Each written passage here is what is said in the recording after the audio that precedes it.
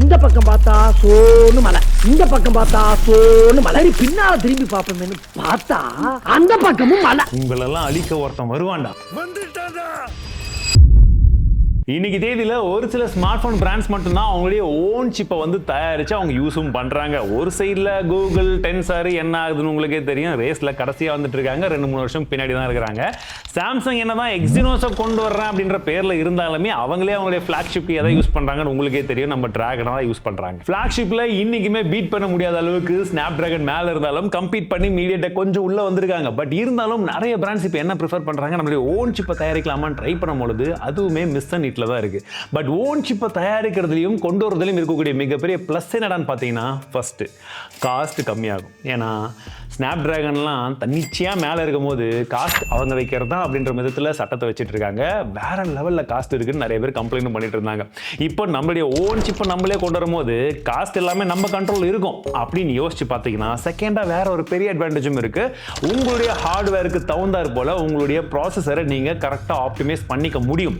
ஒரு சைடில் என்னதான் பழம் எட்டி பார்த்தாலும் அவங்க தான் பயங்கரமாக கரெக்டாகவும் ஆப்டிமைஸ் பண்ணியிருக்காங்க. சம்சாவாக இருக்கட்டும், இல்லை இந்த சைட் கூகுளாக இருக்கட்டும், அவங்க நிலைமை என்னன்னு உங்களுக்கே தெரியும். இவ்வளோ பேசினதுக்கு அப்புறம் இது என்ன ப்ராசஸர்னு கேட்குறீங்களா? Xiaomi இப்போ ரீசெண்டாக லான்ச் பண்ண ஒரு நிமிஷம்,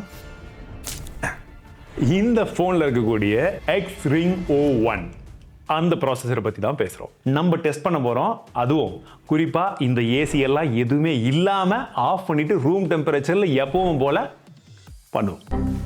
டெஸ்டிங்க சொல்கிறேன். நீங்கள் ஏற்கனவே Xiaomi 15 Pro பார்த்துருப்பீங்க. பட் இது 15s Pro ஒரு ஸ்பெஷல் எடிஷன், அவங்களுடைய ஓன் ப்ராசஸர் இருக்கிறதுனால இதையும் டெஸ்ட் பண்ணிடுவோம். நம்ம கிட்ட இருக்கக்கூடிய மற்ற ஃப்ளாக்ஷிப் கிட்ட இது எப்படி நிற்குது, எங்க நிக்கல அப்படின்னு பார்த்தலாம். 15 ப்ரோக்கும் இதற்கும் வேற எந்த டிஃபரன்ஸும் கிடையாதுங்க. நம்ம ஏற்கனவே 15 ப்ரோவை நம்ம சேனல் அஃபிஷியலி கவர் பண்ணாததுனால இதில் என்ன இருக்குன்றது குயிக்காக சொல்லிடுறேன். டிஸ்பிளேவை பார்த்தீங்கன்னா ஒரு நல்ல டிஸ்பிளேவாக இருக்குது.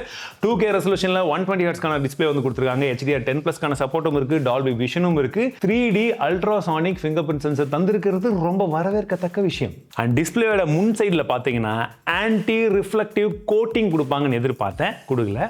ஆன்டி ரிஃப்ளெக்டிங் கவர் ஒட்டி கொடுத்துருக்காங்க. ஸோ யூஸ் பண்ணுறதுக்கு யூஸ் பண்ணிட்டு அப்படி கிழிச்சு போட்டு அடுத்தது வேற கவர் ஓட்டிக்கணும்.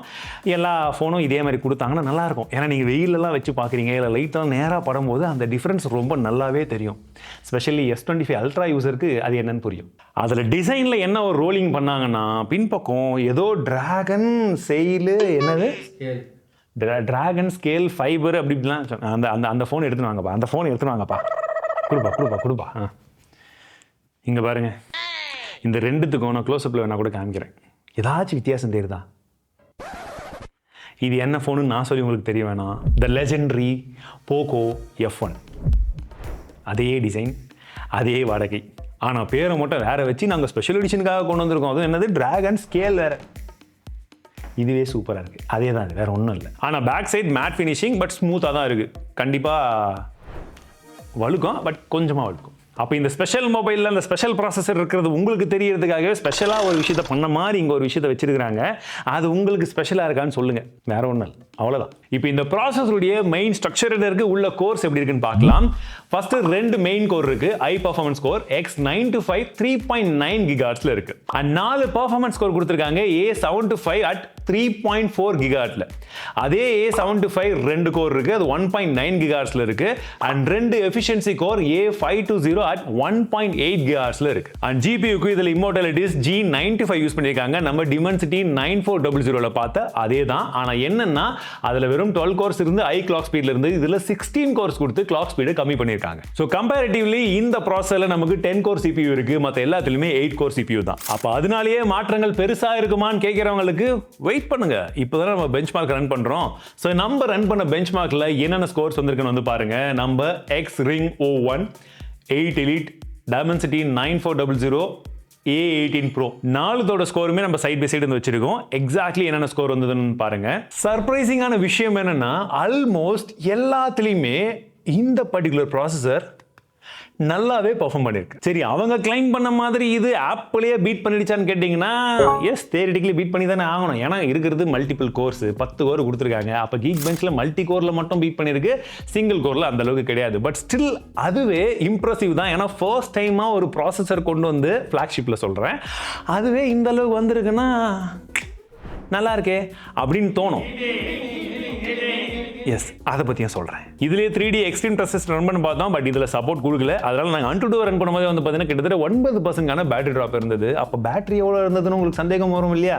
6100 mAh பேட்டரி கொடுத்துருக்காங்க, 100 வாட்க்கான PD சார்ஜிங் சப்போர்ட்டோட, அண்ட் 50 வாட்க்கான வயர்லெஸ் சார்ஜிங் வருது. பட் மற்றபடி பார்த்தீங்கன்னா இந்த பேட்டரி கொஞ்சம் அதிகம் தானோ அப்படின்ற மாதிரி தான் ஃபீல் ஆச்சு. ஒருவேளை அதிகமான பர்ஃபார்மன்ஸ் ஸ்கோர் இருக்கிறதுனால இது இந்த அளவுக்கு பண்ணுதா, இல்லை இவங்க வாங்கின அந்த மீடியேட் கூடிய T800 அப்படின்னு சொல்லக்கூடிய கனெக்டிவிட்டி மோடம் பவர் எஃபிஷியன்சியே இல்லாத ஒரு மோடம், அதனால எக்ஸ்ட்ராவா இழுக்குதா அப்படின்றதுலயும் ஒரு சந்தேகம் இருந்தது. சரி, பேசினதெல்லாம் போதும்பா. இப்போ ரியல் லைஃப் கேமிங் எக்ஸ்பீரியன்ஸ் எப்படி இருந்துச்சு அதை பார்க்கும்போது பிரச்சனையே இல்லைங்க.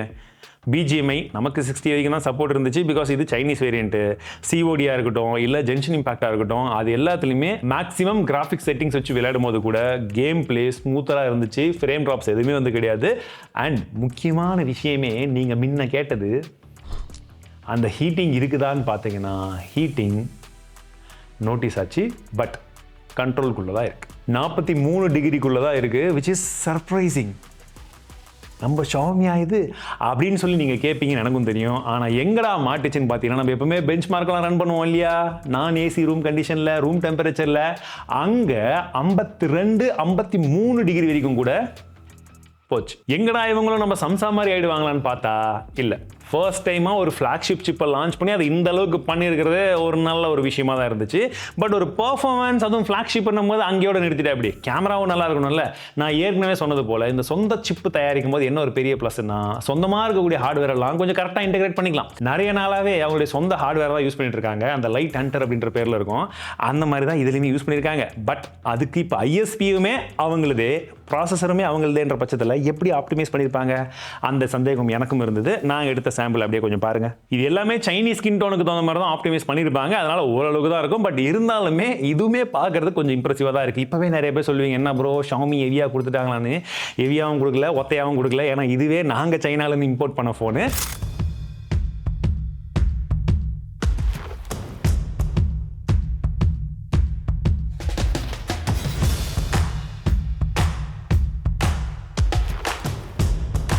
புதுசாக ஒரு விஷயம் வரும்போது நமக்கு கன்சியூமருக்கு ரொம்பவே நல்லது. ஏன்னா இப்போ மேலே பார்த்தீங்கன்னா ஸ்னாப்ட்ராகன் மட்டும் தான் இருக்கிறான். இப்போ அவனுக்கு ஒரு பயம் வந்துருக்கும், என்னடா புதுசாக வர்றவங்களாம் நமக்கு போட்டியாக வராங்களே.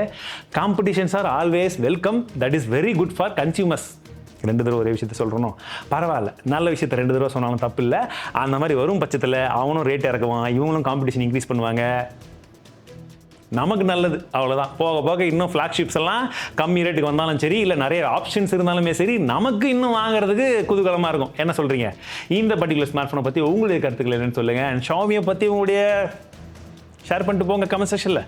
மீண்டும் சந்திக்கிறேன். வாழ்க தமிழ்.